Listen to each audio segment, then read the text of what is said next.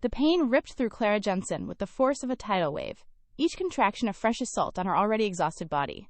She was alone in the sterile hospital room, clutching the bed rails until her knuckles went white, her breath coming in ragged gasps. 8 months. 8 months since Marcus Thorne, the man who had promised a future, had simply walked out. He'd left a note, a cold, clinical paragraph about how her unexpected pregnancy didn't fit into his revised career trajectory.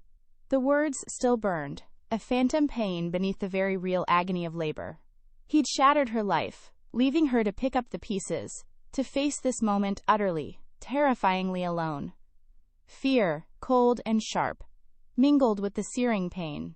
This wasn't how it was supposed to be. This wasn't the beginning she'd envisioned for her daughter. A soft knock, and Nurse Elena, a kind-faced woman with tired eyes, entered. "How are we doing, Clara?" she asked gently, checking the monitor. Her brow furrowed. "Blood pressure's a little high, dear. Let's try to relax." "Relax?" Clara almost laughed, a dry, choked sound. Her phone buzzed beside the bed. It was Chloe, her sister, a voicemail. "Clara, I'm so sorry, babe. Storms in Chicago, all flights canceled. I'm stuck here, but I'm trying to get on the next one, I promise." Clara's heart sank further. "No, Chloe. No one." Nurse Elena hummed, then spoke into the intercom. "Paging Dr. Maxwell to room 304, maternity ward. Dr. Maxwell." The name hit Clara like a physical blow, stealing her breath more effectively than any contraction. Numbster Maxwell. It couldn't be. The name resonated, a ghost from a life she'd deliberately, painfully left behind. Maxwell. A flash of memory. The worn textbooks. The late-night study sessions fueled by cheap coffee. The shared dreams of healing the world. A younger Leo, his eyes bright with ambition, his hand warm in hers as they walked across the Boston University campus, discussing future plans. His, needing Kature plans. Her plans for a music career had felt bigger, more urgent then. She'd chosen a different path, a selfish one, leaving him to pursue her own siren song. The memory was disorienting, blurring the edges of the present pain. Then, the door opened. Her eyes, wide and unfocused from pain, snapped to the figure entering. Tall, broad-shouldered, with the same dark, intense eyes, and a controlled confidence that hadn't been there years ago. Time seemed to warp. Their gazes locked across the sterile room. Recognition, raw and undeniable, flashed in his eyes, mirroring her own shock. The world tilted. "Leo," she whispered, a broken sound lost in the sudden, deafening silence. For a split second, the air crackled with their shared history, thick and suffocating. Then, a mask of professional composure slid over Leo's face, as if he'd simply blinked the past away. "Clara," he acknowledged, his voice deep, calm, utterly professional. "I'm Dr. Maxwell. I'll be your attending physician today." He moved with purpose, his movements efficient as he consulted her chart. "Nurse Elena, prepare for delivery. She's progressing rapidly." He turned to Clara, his expression unreadable. "I understand you've moved back to Boston?" The casual question felt like a knife twist. She managed a strained nod. As he expertly examined her, his cool fingers surprisingly gentle, she noticed the glint of an expensive watch on his wrist, a stark contrast to the threadbare scrubs and cheap plastic watches of their medical school days. He had moved on. Far, far on. "Your blood pressure is still elevated," Leo noted, his gaze steady on her. "Are you experiencing a lot of stress? Is the baby's father here?" The question hung in the air, cold and accusatory. Clara flinched, humiliation burning her cheeks. She turned her head away, unable to meet his eyes. "He's not in the picture," she mumbled, the words tasting like ash. A heavy silence followed, broken only by the rhythmic beeping of the monitors. When she finally looked back, Leo's expression had softened, a flicker of something she couldn't quite decipher in his eyes. "I understand," he said quietly. "If you're comfortable, I'd like to remain your doctor for this delivery." It wasn't a question, but an offer, weighted with an unexpected compassion. Clara, desperate for any steady hand, nodded. "Thank you," she rasped. "I'm sorry you're going through this alone, Clara," he added, his voice low before he turned to give instructions to Nurse Elena. Leo stepped out to make a call, leaving Clara alone with Nurse Elena. "You're lucky, dear," Nurse Elena chirped, oblivious to the seismic shift in Clara's world. "Dr. Maxwell is usually in surgery or jet-setting. He's a celebrity doctor, you know. A billionaire, a global philanthropist. They say he practically bankrolls this wing of the hospital." Clara's breath hitched. A celebrity doctor, a billionaire. She remembered a magazine cover, a fleeting glimpse in a grocery store checkout line a few months ago. A handsome, serious man. Eyes that looked vaguely familiar, beneath a headline about a medical tech mogul. She hadn't dared to look closer, pushing the image away. Now it all clicked into devastating place. Denise had become everything they'd ever dreamed of, everything she had once scoffed at. He'd built an empire, saved lives, become a titan. And she? She was lying in a hospital bed, alone and abandoned, about to give birth to a child whose father wanted nothing to do with her. The emotional revelation was quickly eclipsed by a fresh wave of pain. Her body screamed, demanding attention, demanding release. The contractions intensified, coming faster and harder, blurring the edges of her vision. Leo returned, his face a mask of focus, but his voice was gentle as he guided her. "Deep breaths, Clara. You're doing well. Just a little more." But then, the calm urgency in his voice tightened. The monitors began to shriek a high-pitched alarm. Clara's heart hammered. "Baby's heart rate is dropping with contractions, doctor," a nurse announced, her voice strained. Leo's head snapped to the screen. His jaw tightened. "We need to move quickly," he said, his voice now firm, authoritative. "Prepare for vacuum assistance. We can't afford any more dips." Fear, cold and absolute, gripped Clara. Not just for herself, but for the tiny life inside her. The room became a flurry of controlled chaos. Monitors screamed louder, the medical team moving with urgent precision. "Clara, I need you to push with everything you have now," Leo commanded, his voice cutting through the panic, steady as a rock. His eyes, dark and intense, found hers. "Trust me. I won't let anything happen to either of you."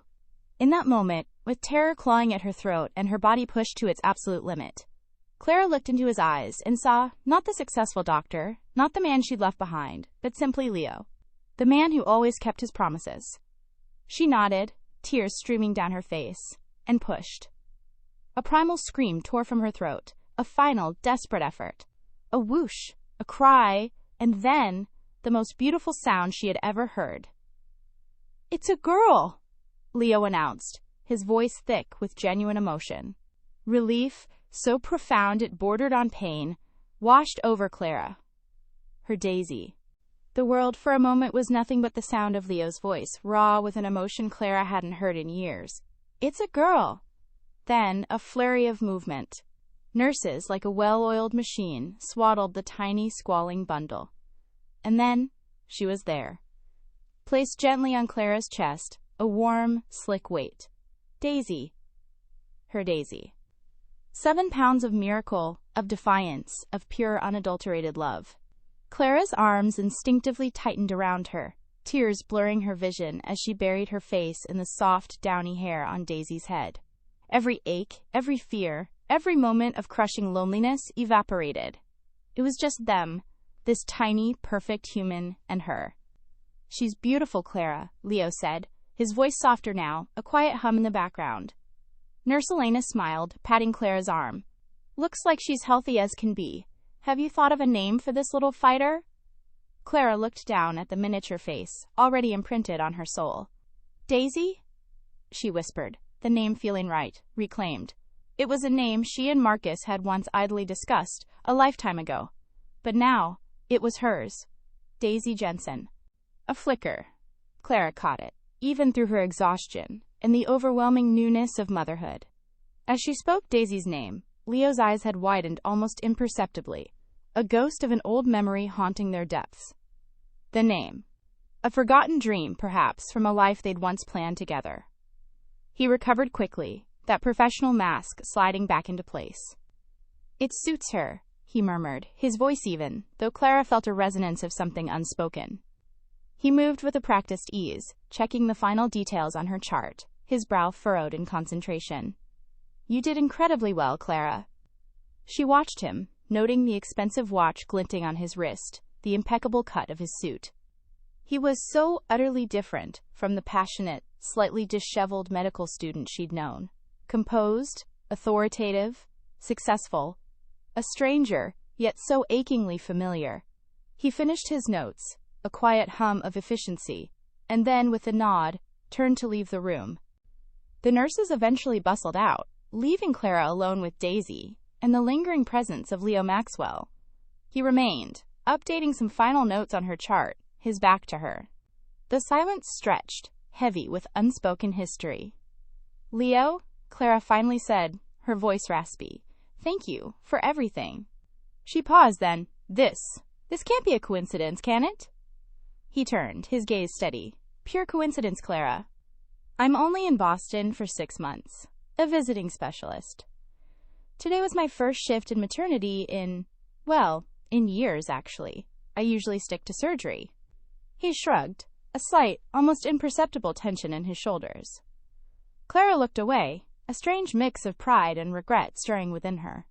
"You've done so well for yourself. I've seen the articles. The Maxwell Institute. It's incredible." A shadow crossed his face. "Not everything," he replied, his voice low, almost a whisper, before he returned his focus to the chart. The words hung in the air, a stark counterpoint to his outward success, hinting at a hidden dissatisfaction.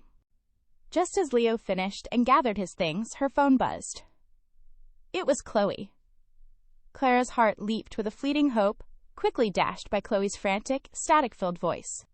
"Clara, oh my God, I'm so sorry. All flights out of Chicago are canceled. Massive storm. I'm stuck, babe. I don't know when I'll get there." Clara's shoulders slumped. The one person she could count on. The last thread of her support system. "It's okay, Chloe," she managed, though it wasn't. She hung up, a fresh wave of despair washing over her. Leo, who had paused, watched her with a concerned expression. "Everything all right?" "Fine," she lied, but the word caught in her throat. The dam, already weakened by exhaustion and the emotional intensity of the birth, began to crack. "Actually, no, my apartment building, it's being treated for mold. I had to move back to Boston. And Marcus, he left when I told him I was pregnant." The words tumbled out, raw and humiliating. She didn't look at him, but she felt his steady, empathetic gaze. Leo didn't say anything for a long moment. Then, with a quiet scrape, he pulled a chair closer to her bed and sat. His presence was comforting, solid, despite the chasm of years and experiences between them. "Your music, Clara," he began softly.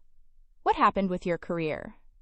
She swallowed, the shame still a bitter taste. "Budget cuts, and then the pregnancy. It all just folded. I couldn't get anything else. Not after that." She looked down at Daisy, snuggled against her. "Marcus is completely out of the picture. Moved to Seattle. Good riddance, I suppose." The words were sharper than she felt. "I'm sorry," he said, simply, genuinely. Clara, despite her utter exhaustion, straightened her spine. "I've made peace with it. Daisy and I will be fine. We always are." She clung fiercely to her independence, a fragile shield against the world, against the pity she saw in his eyes. She would be fine. She had to be. The hospital room settled into a quiet hum. Daisy slept soundly in the bassinet beside Clara's bed, a tiny, perfect anchor in her chaotic world. Clara dozed fitfully, her body still aching, her mind a swirl of new motherhood and old ghosts. She expected a nurse to come in for a check, perhaps offer more lukewarm broth. Instead, the door opened and Leo stood there, not in his scrubs or a suit, but in a soft dark t-shirt and jeans. He looked younger, more like the Leo she remembered. In his hand, a takeout bag from Romano's, their old favorite Italian place from medical school. Clara stared, bewildered. "Leo, what are you?" He offered a tentative smile, the kind that used to melt her. "I figured you'd appreciate some real food. Hospital food hasn't improved in a decade." He placed the bag on the small table. "Consider it a birthday present for Daisy."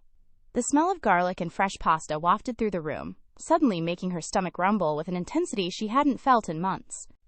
Clara felt a warmth spread through her, a small, unexpected comfort. But her practical, cynical mind quickly reasserted itself. "Leo," she began, her voice firm despite her exhaustion. "Why are you really doing this? You're a billionaire doctor. You don't just bring takeout to old ex-girlfriends."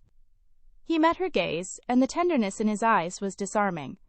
You need a place to stay, Clara. Your sister's stuck, your apartment's compromised, and you have a newborn. I have a guest house, fully furnished in Brookline. It's yours, for as long as you need it, until your apartment is ready. Clara gasped, stunned. A guest house? Leo, we can't. Our past, it's broken. The thought of accepting such a monumental offer from him churned her stomach. Her pride screamed in protest. He sat on the edge of her bed, his gaze earnest. You were once the most important person in my life, Clara. I know what loneliness feels like, and no child should start their life in a motel room. His voice was low, vulnerable, and Clara felt a fresh wave of tears prick her eyes. The sheer, overwhelming generosity of it. The impossible kindness. Leo left the Romano's bag, a small stack of containers, and his business card on her bedside table. Think about it, he urged, his gaze soft as he looked at Daisy, then back at Clara. No pressure, but please, think about it. With a final, lingering look, he was gone. Clara stared at the business card. Naib Leo Maxwell, MD, PhD, founder, Maxwell Institute. His name, his success, staring back at her, in elegant script. He had everything. Money, prestige, a life of purpose.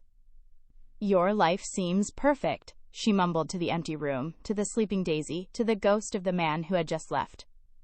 A few minutes later, her phone buzzed. A text from him. Appearances can be deceiving. Success isn't everything I thought it would be. You, Clara, are incredibly brave. Her mind raced. What did he mean? Not everything. New. The man she knew had been driven, ambitious. Now he was a global philanthropist, a celebrity doctor. Yet, he spoke of loneliness. He praised her bravery. The new Leo was a mystery, a contradiction. And for the first time in months, a tiny, fragile spark of something other than fear flickered within her. A spark of wonder. A spark of, what if? 2 days later, Clara's entire body ached with a deep, bone-weary exhaustion that went beyond the physical toll of childbirth. Every muscle screamed, every joint protested. But the true terror was the gnawing anxiety about leaving the hospital. This sterile room, for all its impersonal efficiency, had been a sanctuary. Now the nurses were talking discharge, and Clara had nowhere to go. She clutched Daisy closer, the tiny bundle a warm, fragile weight against her chest. Her landlord had called that morning, confirming the worst. The mold remediation would take weeks, not days. Every affordable hotel in Boston seemed to be booked solid, a cruel joke of timing. And Chloe? Still stuck in Chicago, blaming a freak snowstorm that had grounded all flights. Dr. Reynolds, a kind but firm woman, had just left, her brows furrowed with concern. Ms. Jensen, we can't discharge you without a confirmed, safe place for you and the baby. Clara's phone buzzed. A text from Leo. A simple message, yet it landed like a seismic shock. Offer still stands, no strings attached. Her pride, a fierce, independent beast, roared in protest. Accept charity? From him? The man she'd walked away from? The man whose life she'd shattered? But then Daisy stirred, a soft whimper, and Clara looked down at her daughter's innocent face.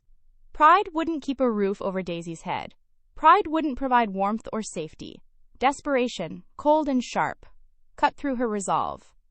There was no other choice. For Daisy, she would swallow it all. Her fingers, trembling slightly, typed out a reluctant reply. Thank you. Just until my apartment is ready, I'll pay rent. A second later, Leo's response flashed. No. Frank will pick you up in an hour. No arguments. Just a quiet refusal of her offer. A gentle command. Clara felt a strange mix of relief and apprehension. She was stepping into an unknown, gilded cage. True to his word, a sleek black town car, so polished it reflected the hospital entrance like a mirror, pulled up an hour later. Frank, a man whose tailored uniform seemed to hum with silent efficiency, opened the door with a polite nod. Ms. Jensen, Dr. Maxwell is in meetings, but he asked me to ensure you're settled. As the car glided through the bustling city streets and then into the quieter, tree-lined avenues of Brookline, Clara felt a growing sense of awe. This was Leo's world now. The car slowed, turning through grand wrought-iron gates that swung open silently. Before them, a vision of modern luxury unfolded. A sprawling estate, the main house, a breathtaking structure of glass and stone that seemed to float amidst manicured gardens. It was beautiful, intimidating, and utterly, profoundly out of her league. Clara felt a prickle of shame at her own worn clothes, her small, packed bag, and the tiny, innocent life she cradled. Frank continued past the main house, down a winding paved path that led to a charming, albeit still quite grand, two-bedroom cottage nestled discreetly among mature oaks. "This is the guest property, Ms. Jensen. Dr. Maxwell rarely uses it." Clara stepped out, her breath catching in her throat. The cottage was a sanctuary of elegance, far more luxurious than any apartment she'd ever dreamed of owning. The living room was bathed in soft, natural light, decorated with tasteful, minimalist furniture. But it was the smaller details that truly astonished her. A lump forming in her throat. In one corner, a pristine bassinet stood ready, a changing table beside it, stocked with every baby supply imaginable. Diapers, wipes, tiny onesies folded with care. Leo had thought of everything. He'd anticipated her every need, every worry. And then she saw it. In the corner of the living room, gleaming under the sunlight, stood a grand piano. A magnificent, polished ebony instrument that hummed with silent potential. Her fingers twitched, an echo of a forgotten passion. It was a poignant reminder of the career she'd lost, the dream she'd abandoned. A beautiful, painful ghost of her past, now unexpectedly resurrected in Leo Maxwell's lavish guest house. Clara had just managed to settle Daisy in the bassinet when she heard a soft knock at the door. It was Leo. He stood in the doorway, still in his impeccable business suit. But his eyes, usually so composed, softened as they landed on Clara, and then on the tiny, sleeping form of Daisy. A genuine smile touched his lips, transforming his features. "Everything all right? Do you have everything you need?" His voice was gentle, devoid of any judgment. Overwhelmed by his generosity, the sheer thoughtfulness of his preparations, Clara could only nod. Then, on an impulse she couldn't explain, she said, Would you like to hold her?" Leo's eyes widened slightly, a flicker of surprise, then a quiet joy. He moved carefully, extending his hands. Clara gently transferred Daisy into his arms. He cradled the baby with a natural ease that surprised Clara, his large hands surprisingly tender. He gazed down at Daisy, his brow furrowed in a thoughtful, almost reverent way. "She has your chin," he murmured, his thumb stroking Daisy's cheek. "And that dark hair." The quiet intimacy of the moment, Leo holding her daughter, felt both incredibly right and utterly bewildering. Her persistent question resurfaced, needing an answer. "Leo," she said, her voice barely a whisper, "why are you really doing this?" Leo didn't answer immediately. He eased himself into a plush armchair, still cradling Daisy, who remained blissfully asleep. His gaze drifted past Clara, out the window, a vulnerability flashing in his eyes that she hadn't seen in years. He looked like the earnest medical student she once knew, not the billionaire doctor. "It's complicated," he began, his voice low, a touch of weariness in it. "When I saw you in that delivery room, Clara, it was like looking at a ghost of my past, but also a ghost of myself." He paused, searching for the right words. "The idealist, the person who went into medicine to help people, to make a difference." He sighed, a deep, heavy sound. "I've become someone else. Someone who spends more time in boardrooms than with patients. More time flying around the world making deals than actually saving lives." He looked at her then, a raw honesty in his gaze. "I have everything, Clara. More than I ever dreamed of. But I'm not happy. Not truly. And watching you, so vulnerable, so alone, but so incredibly strong, it reminded me of what I lost." He glanced down at Daisy, a profound sadness touching his features. "And what I never had." Clara watched him, a wave of empathy washing over her. She had always assumed his life was perfect, a glittering success story she'd foolishly abandoned. His confession, so raw and unexpected, shattered that illusion. "I was engaged," Leo continued, his voice barely audible. "A pediatric surgeon, brilliant, kind. But she broke it off. Said I was married to my work.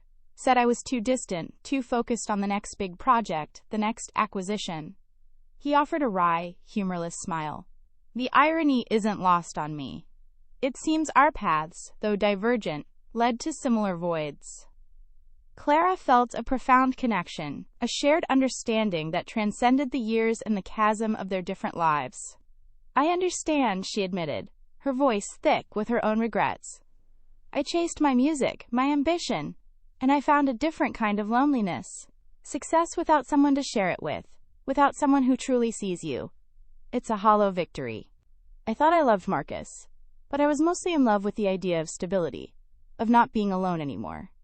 And I paid for it. They sat in silence for a moment, the quiet, profound understanding passing between them in unspoken currents. Two souls, once intimately connected, now reunited, recognizing the similar, aching emptiness they had both carried.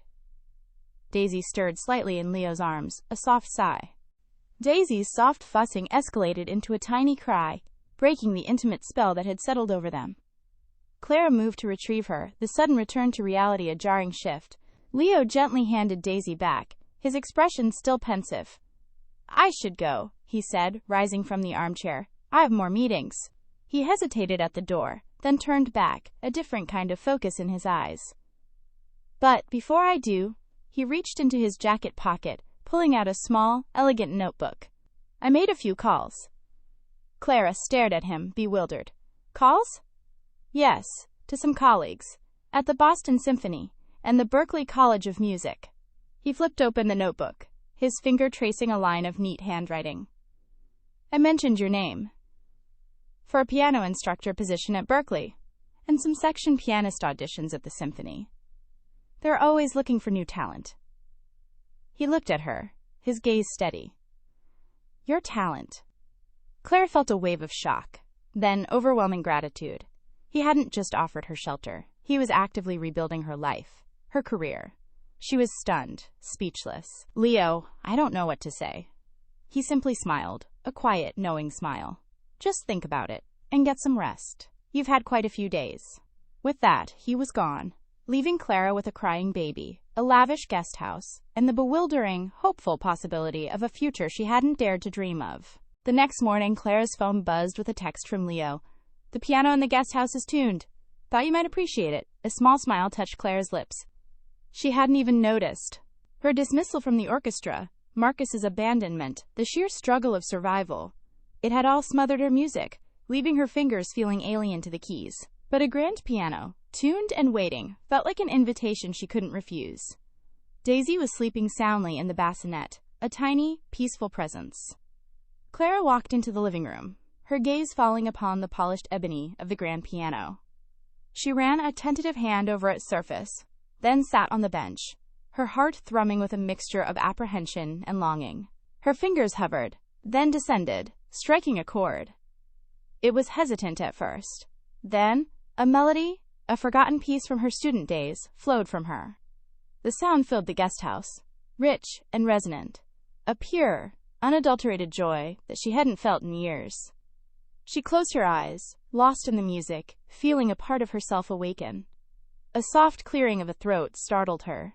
Leo stood in the doorway, dressed in a crisp suit, a briefcase in hand, but his expression was soft, his eyes warm. You still play beautifully, Clara.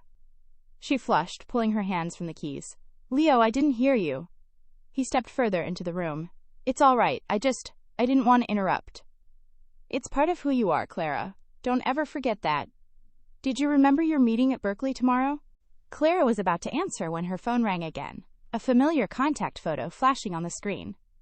Chloe. A wave of relief washed over her. Her sister had finally landed. But then a flicker of anxiety. How would she explain Dingamsass? She glanced at Leo, who was watching her with an unreadable expression. It's Chloe, she said, her voice a little too high. She cleared her throat and answered, trying to sound casual. Hey, you made it. Finally! The storm was crazy. Where are you? I'm heading straight to your old apartment. Chloe's voice chirped through the phone. Clara's mind raced. Oh, no, don't do that. The mold remediation is still going on. I found a temporary place. It's fine. She avoided Leo's gaze. Can we meet tomorrow? I need to get Daisy settled. A beat of silence from Chloe. A temporary place? What kind of temporary place? And why tomorrow? I want to see my new niece. I know. It's a bit of a drive. Let's do lunch tomorrow. I'll text you the details.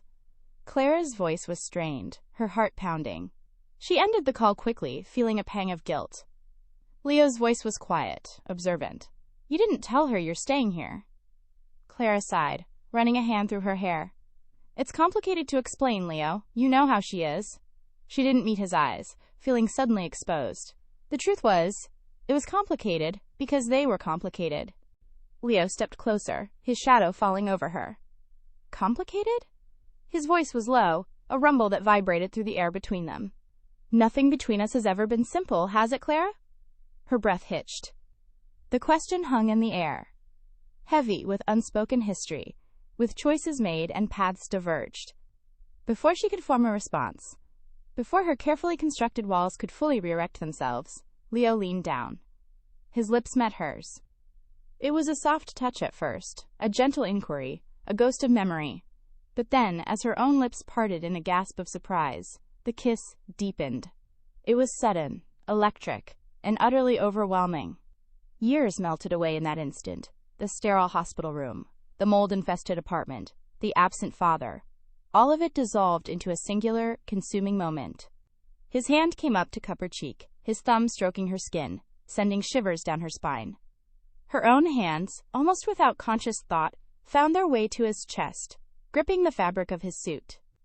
The kiss was familiar yet new, infused with the wisdom of their separate journeys and the raw, undeniable longing that had simmered beneath the surface since the moment he walked into her delivery room. It was a dizzying rush of sensation, a silent conversation of what-ifs and what-nows, a confirmation of a connection that time and distance had never truly severed. Her heart pounded a frantic rhythm against her ribs, a symphony of forgotten passion and exhilarating possibility. For a breathless moment, the world outside the guest house ceased to exist. Then, a tiny, insistent wail cut through the silence. Daisy. Clara broke away from Leo, her chest heaving, her mind reeling. The abrupt return to reality was jarring, like being plunged into icy water after a fever dream. Her lips still tingled from his touch, her body thrummed with a forgotten energy. She stumbled back, needing space, needing to breathe. Daisy, she whispered, her voice hoarse, and hurried towards the bedroom. Leo watched her go, his expression unreadable, but a faint flush colored his cheekbones. When she emerged a few minutes later, Daisy nestled against her shoulder, cooing softly. He was leaning against the doorframe, a picture of composed intensity. Clara, he said, his voice softer now, I'm having dinner at the main house tonight, if you'd like to join me. No pressure, of course. He paused, his gaze meeting hers, direct and unwavering. For what it's worth, I don't regret that, not for a second. Her heart gave another frantic lurch. No regret. The words echoed in her mind, a powerful counterpoint to her own spiraling thoughts about complications and consequences. Getting involved with Leo, the man she'd left behind, the man who was now a billionaire, the man who was her landlord, the man who had just kissed her. It was a recipe for disaster. It was everything she told herself she couldn't afford right now. But as 8 p.m. approached, Clara found herself carefully placing Daisy in the bassinet, adjusting the baby monitor and walking across the manicured lawn towards the imposing glass and stone of the main house. Her feet, it seemed, had a mind of their own. Clara found Leo in the kitchen, not the sleek, pristine show kitchen she might have expected, but one that felt lived in, warm and surprisingly cozy. There were cookbooks stacked on a counter, a half-empty mug of coffee, and the faint, delicious aroma of garlic and herbs. He was stirring something in a pan on the stove, a white shirt with the sleeves rolled up, revealing strong forearms. Without the suit, without the hospital setting, he looked younger, more like the Leo she remembered from medical school, though undeniably more refined. He looked up, a genuine smile softening his features. Clara, come in, risotto's almost ready. She felt a strange sense of ease settle over her, a stark contrast to the churning anxiety she'd felt moments before. They talked about her potential interview at Berkeley, his work with his foundation, the subtle changes in the medical world since her student days. He listened intently, asking insightful questions about her music career, about the challenges of the indie scene. Clara, in turn, found herself fascinated by the complexities of his global philanthropy, the immense scale of his impact. He'd thoughtfully set up a baby monitor on the kitchen island, its soft green light a constant, reassuring presence.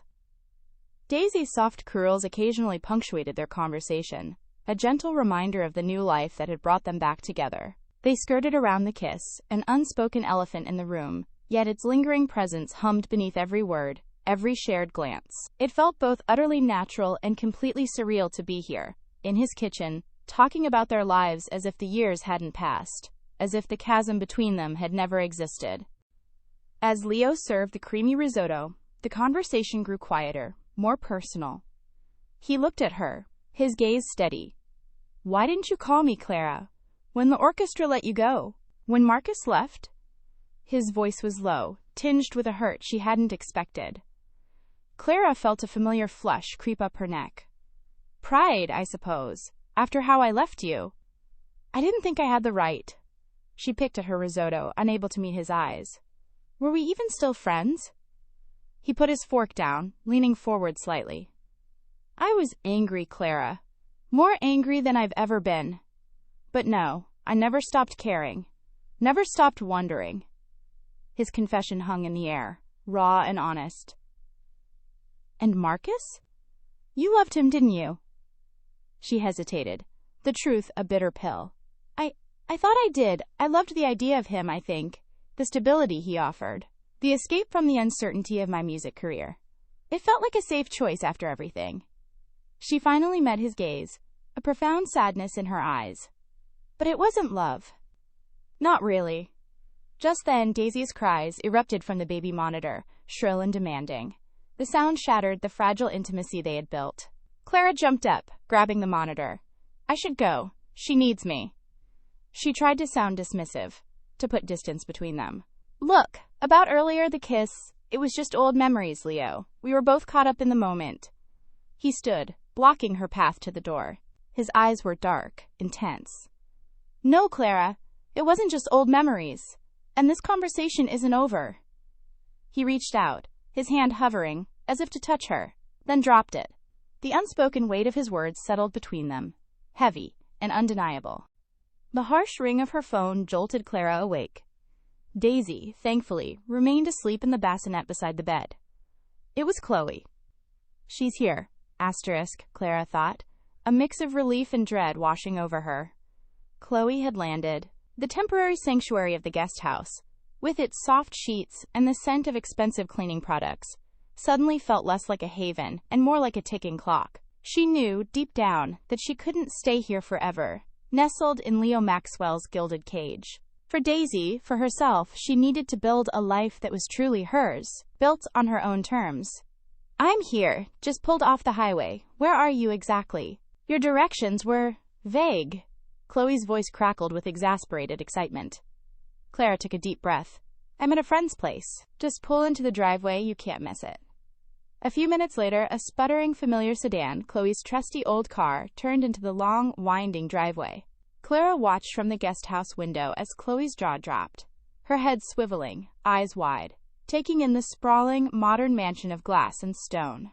Chloe parked her car, looking utterly bewildered, and then slowly walked towards the guest house, her expression a comical blend of awe and suspicion. "Clara Jensen, what in the actual hell?" Chloe whispered, stepping inside, her gaze sweeping over the elegant furnishings, the gleaming grand piano. "You said a temporary place. This isn't a temporary place. This is a palace. Whose palace is this? And why aren't you telling me?" Clara hugged her sister, a wave of comfort mixed with anxiety washing over her. "Chloe, it's complicated." She took a deep breath. "This is Leo Maxwell's guest house. And he delivered Daisy." Chloe's eyes widened to impossible saucers. "Leo Maxwell? The Leo Maxwell? The one who is yours? And he delivered Daisy? Clara, what kind of romance novel plot have you stumbled into?" Her voice was incredulous, a mixture of disbelief and genuine concern. Before Clara could even begin to explain the labyrinthine story, a knock sounded at the guest house door. Clara's heart leaped into her throat. Perfect timing, Leo. Asterix, she thought, with a pang of exasperation. Leo Maxwell, looking impeccably put together in a crisp button-down shirt, stepped in, a small, beautifully wrapped gift box in his hand. He stopped short, his gaze landing on Chloe, a flicker of surprise in his eyes. "Oh, I apologize," he said, his voice smooth and professional. "I didn't realize you had company." Clara, flustered, quickly introduced them. "Leo, this is my sister, Chloe. Chloe, this is Dr. Maxwell." Leo extended a hand. "A pleasure to finally meet you, Chloe. I've heard a great deal about you." His tone was polite, charming even. Chloe, a mix of surprise and calculation, shook his hand firmly. Her eyes, however, were narrowed, taking in his expensive clothes, his calm demeanor, the subtle confidence that radiated from him. "Oh, I'm sure you have," she drawled, her gaze flicking between Leo and Clara. "Clara's been keeping quite a few secrets lately, haven't you, sis?" An awkward silence descended, thick and heavy. Clara felt her cheeks flush, her discomfort palpable. Just as the tension threatened to suffocate them, Daisy let out a small, fretful cry from the bassinet. It was a brief reprieve, a tiny, welcome interruption. "Saved by the baby," Chloe muttered as Clara scooped Daisy up, feigning an urgent need to feed her. They retreated to the guesthouse bedroom, leaving Leo in the living room, ostensibly to give them space. Once the door was closed, Clara recounted the entire improbable story to Chloe. The hospital, Leo's reemergence, her dire situation, his incredible offer, the guest house, even the kiss. Chloe listened, utterly incredulous, her expressions ranging from wide-eyed shock to a skeptical frown. "A billionaire doctor, your long-lost ex, delivers your baby, then offers you his guest house? And you kissed him?" Chloe threw her hands up. "Clara, this is a romance novel plot. You, a single mom, no job, no apartment, and this man, who you conveniently left behind for your music career, just happens to sweep in and save the day? Successful men like Leo don't do anything without a reason." Clara bristled. "He's been nothing but kind, Chloe. He's helped me so much." "Kindness is one thing, Clara. But this? This is extreme," Chloe insisted, her voice softening slightly, but her eyes still sharp. "You've been hurt before. Remember Marcus? He seemed so perfect, so stable, and then he just vanished when things got real. You need to be careful. You need to protect yourself. And now, Daisy." As if on cue, a notification flashed on Clara's phone. A text from Marcus. "Happy 3 months, Daisy. Hope you're doing well." Clara stared at it, a cold knot forming in her stomach. A hollow, guilt-ridden gesture. Too little, too late. It only underscored Chloe's point, deepening the unsettling doubt that had begun to creep in. Was Leo just another man with hidden motives? Was she, once again, vulnerable and naive? Clara, needing fresh air and a moment of quiet, carried Daisy outside to the guesthouse garden, leaving Chloe to explore the luxurious cottage. The scent of blooming hydrangeas filled the air, but even their beauty couldn't soothe the turmoil in her mind. Chloe's words, sharp and logical, had burrowed deep, igniting the old fears she thought she'd buried with Marcus. Was she truly just a convenience, a project for a man who had everything but felt empty? She was gazing at a particularly vibrant rosebush when Leo's voice, soft but firm, broke her reverie. "Chloe's quite protective, isn't she?" He stood a few feet away, his hands casually tucked into his pockets, his gaze steady. "She doesn't trust me." Clara turned to face him, her heart thrumming. "Can you blame her? My life is a mess, and yours is, well, it's not." She looked at him, her eyes searching his. "Leo, I need to know the real truth. Why are you doing all of this? Why are you being so generous? Is it pity? Guilt?" The words tumbled out, raw and vulnerable, fueled by Chloe's warnings and her own deep-seated insecurity. She needed to hear it, unvarnished from him. Leo took a slow step closer, his expression softening, a profound vulnerability etched around his eyes. He sighed, a long, weary sound. "Clara, when I saw you in that delivery room, it was like looking at a ghost, but also a future I'd forgotten." He paused, his gaze sweeping over Daisy, sleeping peacefully in Clara's arms. "You were so strong, so fierce, so completely focused on her. It reminded me of who I used to be, who we used to be, before I got lost in all of this." He gestured vaguely at the grand estate behind them. "I told you I wasn't happy. It's more than that. I've been profoundly lonely, Clara, surrounded by success, by people who want things from me, but utterly alone. Seeing you, holding Daisy, it was like a second chance.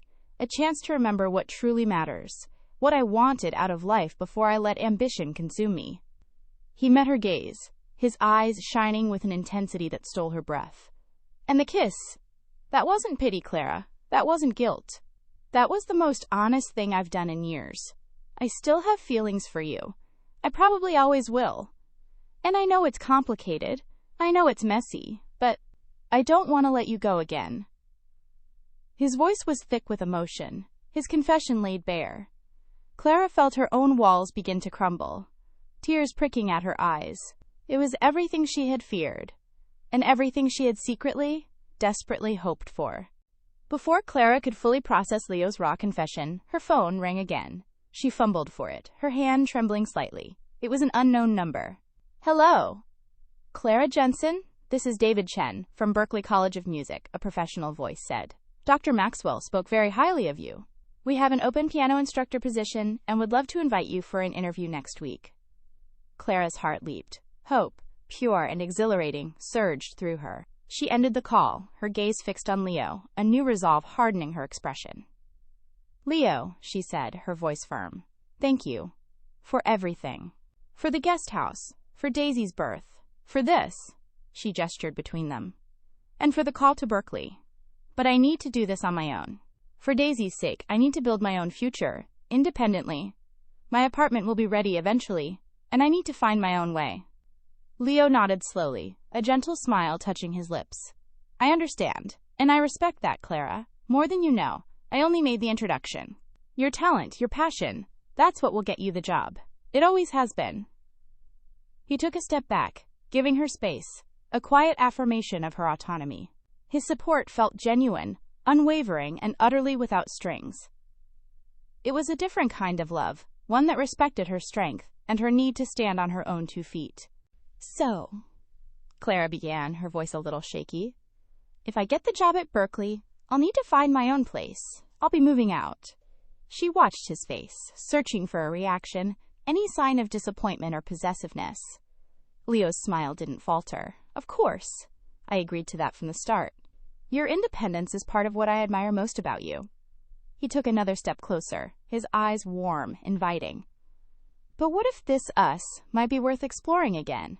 On our own terms this time. No grand expectations, just possibilities. Clara felt her emotional walls, battered by his confession and softened by his respect, finally crumble. The thought of a future with Leo, a future where she didn't have to choose between her music and her heart, was a powerful, intoxicating idea. She took a hesitant step closer, her gaze locked with his. Possibilities? She whispered, a small, hopeful smile playing on her lips. Yes, he breathed, his hand reaching for hers, his fingers intertwining with hers, a tangible connection. Dinner tomorrow night? Just to talk about possibilities? Clara squeezed his hand. Okay, just possibilities? At that moment, Daisy's cries filtered through the baby monitor Clara still carried. The sound was a gentle reminder of the new life they both cherished. Leo looked at the monitor, then back at Clara, a tender smile on his face. Shall we check on our little possibility? Clara laughed, a genuine, joyful sound. Our little possibility? She agreed. And together, their hands still linked, they walked back towards the guest house. The garden seemed to hum with new life, new potential. As they walked, Clara felt a lightness she hadn't experienced in years. She had been so afraid of having to choose, of sacrificing one part of herself for another. But looking at Leo, holding his hand, listening to Daisy's cries, she realized she didn't have to.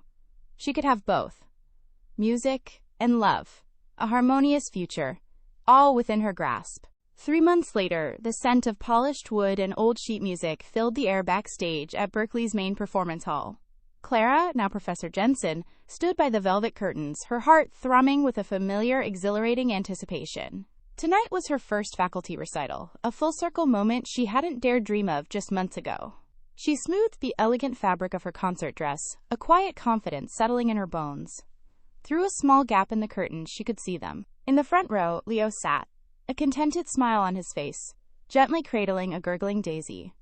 Next to him, Chloe, initially skeptical, now offered Clara a knowing, approving smile.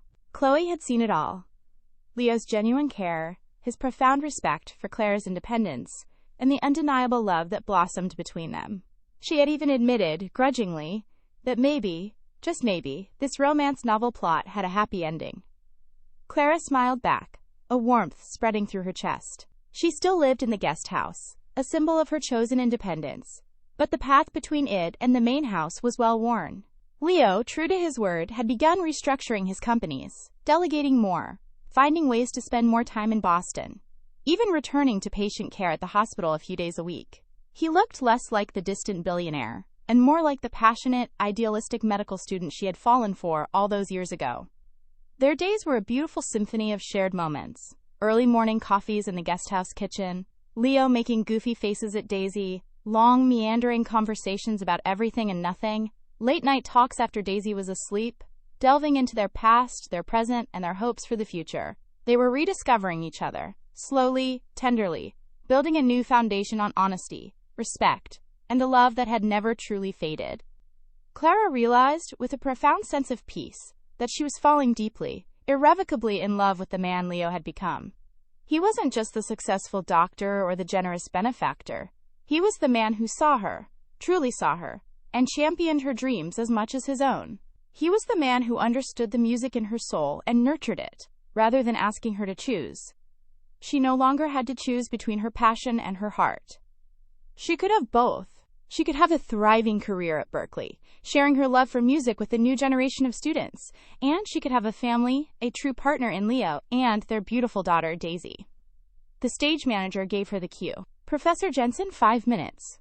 Clara took a deep breath, the scent of the stage, of possibility, filling her lungs. She thought of Daisy, her tiny hand gripping Leo's finger. She thought of Leo, his eyes full of adoration. She thought of Chloe, her protective love unwavering. With a confident, radiant smile, Clara Jensen stepped into the spotlight. Her fingers, strong and practiced, found the keys of the grand piano. She played, not just for the audience, but for her new family, for the unexpected, beautiful future they had created together. A future that was, finally, in perfect harmony.